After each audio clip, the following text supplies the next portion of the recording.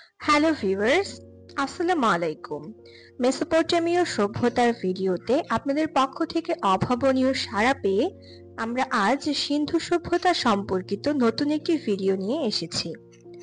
ভিডিওটি শুরু করার আগে আপনাদের কাছে রিকোয়েস্ট থাকবে, আমাদের চ্যানেলে নতুন হয়ে থাকলে প্লিজ চ্যানেলটি সাবস্ক্রাইব করুন।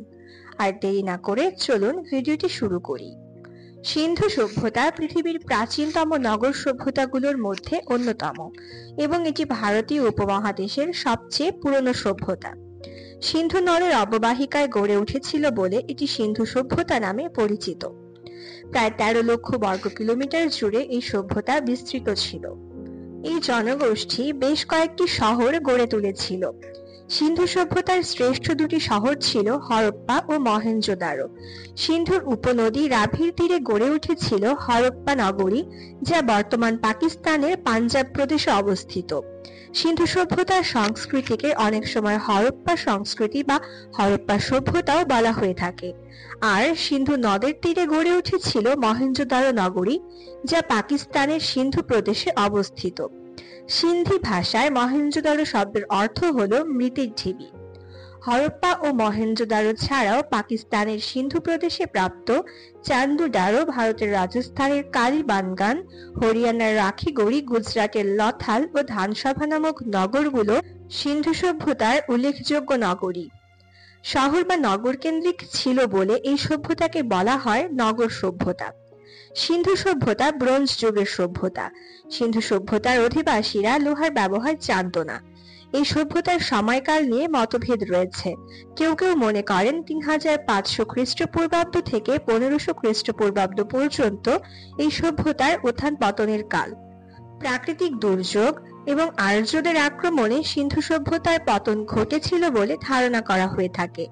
এই সভ্যতা কারা গড়ে তুলেছিল তা সম্পর্কে পণ্ডিতগণ এখনো একমত নন, তবে ধারণা করা হয়ে থাকে দ্রাবিড় জাতি এই সভ্যতা গড়ে তুলেছিল। ভারতীয় প্রত্নতত্ত্ব বিভাগের অধিকর্তা আলেকজান্ডার ক্যানিংহাম 1875 সালে প্রথম হরপ্পা লিপিতে লেখা একটি পাথরের সিলমোহরের স্কেচ প্রকাশ করেন। 1921 খ্রিস্টাব্দে দয়ারাম সাহানির প্রচেষ্টায় বর্তমান পাকিস্তানের পাঞ্জাব প্রদেশের সাহিওয়াল জেলার হরপ্পা নামক স্থানে প্রাচীন সভ্যতার নিদর্শন আবিষ্কৃত হয়। 1922 সালে বাঙালি প্রত্নতত্ত্ববিদ রাখাল দাস বন্দ্যোপাধ্যায় পাকিস্তানের সিন্ধু প্রদেশের লারকানা জেলায় মহেঞ্জোদারো নগরীর ধ্বংসাবশেষ আবিষ্কার করেন। অপ্রত্যাশিতভাবে বেরিয়ে আসে তাম্রযুগের নিদর্শন। এই সময়ে স্যার জন মার্শাল ভারতীয় প্রত্নতত্ত্ব বিভাগের মহাপরিচালক ছিলেন। তার প্রচেষ্টায় এই দুই অঞ্চলে ব্যাপক খনন কার্য হয়। সিন্ধু সভ্যতা আবিষ্কারে 3 জন প্রত্নতাত্ত্বিক বিশেষ ভূমিকা রেখেছিলেন। তারা হলেন কাশীনাথ দীক্ষিত, ননীগোপাল মজুমদার এবং স্যার মর্টিমার হুইলার। প্রত্নতাত্ত্বিক গবেষণা থেকে পাওয়া তথ্য অনুযায়ী হরপ্পা ও মহেঞ্জোদারো শহরগুলো গ্রিড পদ্ধতিতে পরিকল্পিত ছিল, যাকে আধুনিক নগর পরিকল্পনার সঙ্গে তুলনা করা যায়। এই নগরগুলোতে প্রশস্ত রাস্তা, পরিকল্পিত গলি, আবাসিক ও প্রশাসনিক এলাকা ছিল। প্রতিটি বাড়ির পানি নিষ্কাশনের জন্য ছিল উন্নত ড্রেনেজ ব্যবস্থা। আধুনিক স্যানিটেশন ব্যবস্থার মতন প্রতিটি ঘরে পৃথক কূপ ও টয়লেট ছিল। শহরের কেন্দ্রস্থলে একটি উচ্চ দুর্গ ছিল, যা প্রশাসনিক, ধর্মীয় ও প্রতিরক্ষা ব্যবস্থার মূল কেন্দ্র হিসেবে কাজ করত। এই দুর্গ বা সিটাডেলটি মাটির তৈরি ইটের একটি উঁচু চত্বরে অবস্থিত ছিল। সম্ভবত এখানেই শাসক, পুরোহিত এবং উচ্চপদস্থ ব্যক্তিরা থাকতেন এবং নগর পরিচালনার কাজ করতেন। সিটাডেল বা শহরের প্রশাসনিক অংশে গ্রেট বাথ, গ্রানারি, ফায়ার অল্টার্স সহ মোটা প্রাচীরের ধ্বংসাবশেষ পাওয়া গিয়েছে। সিন্ধু সভ্যতার গুরুত্বপূর্ণ নগরী মহেঞ্জোদারোর ধ্বংসাবশেষে পাওয়া সবথেকে বিখ্যাত স্থাপনা ছিল গ্রেট বাথ, যা একটি বিশাল জলাধার যেখানে পাথর ও ইটের তৈরি সুসজ্জিত স্নানঘর ছিল। নানা রকম ধর্মীয় ও সামাজিক অনুষ্ঠানে এটি ব্যবহৃত হতো বলে বিজ্ঞানীরা ধারণা করেছেন। গ্রেট বাথ ছাড়াও মহেঞ্জোদারো ও হরপ্পা নগর দুটিতে গ্রানারির অস্তিত্ব পাওয়া গিয়েছে। এটি ছিল খাদ্যশস্য সংরক্ষণের জন্য বৃহৎ শস্যাগার বা গুদাম ঘর, যা শহরের অর্থনীতির অত্যন্ত গুরুত্বপূর্ণ অংশ ছিল। এছাড়াও ভারতের রাজস্থানে প্রাপ্ত কালীবানগান নগরে ফায়ার অল্টার্সের অস্তিত্ব পাওয়া গিয়েছে। ধারণা করা হয় এখানে একসময় ধর্মীয় বা যজ্ঞকেন্দ্রিক কার্যক্রম পরিচালিত হতো। এসব আচার অনুষ্ঠানকে বৈদিক যুগের ধর্মীয় আচার অনুষ্ঠানের পূর্বসূরি বলে মনে করা হয়।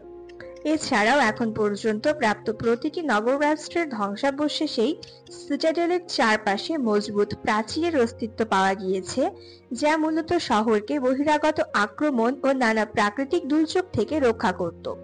সিটাডেল ছাড়াও সাধারণ নাগরিকদের বসবাসের জন্য ইটের তৈরি 1 এবং 2 তলা বাড়ি ছিল।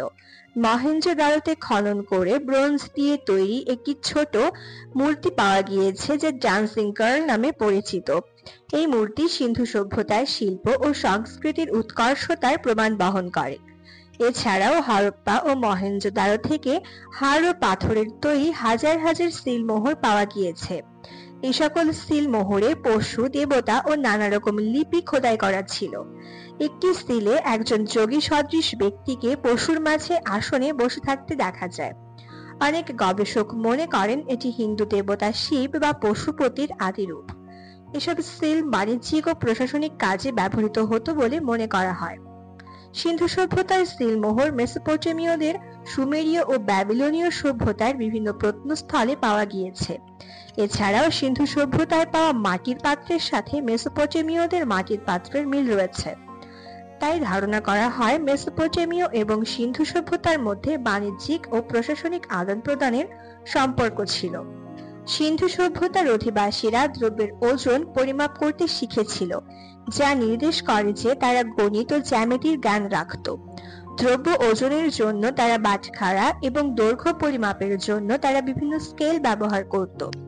সিন্ধু সভ্যতায় সিন্ধু নদের তীর থেকে শুরু হয়ে বর্তমান পাকিস্তান, উত্তর পশ্চিম ভারত ও আফগানিস্তান পর্যন্ত প্রায় 13 লক্ষ বর্গ কিলোমিটার জুড়ে বিস্তার লাভ করেছিল এবং তৎকালীন সময়ে পৃথিবীর অন্যতম বৃহৎ সভ্যতায় পরিণত হয়েছিল।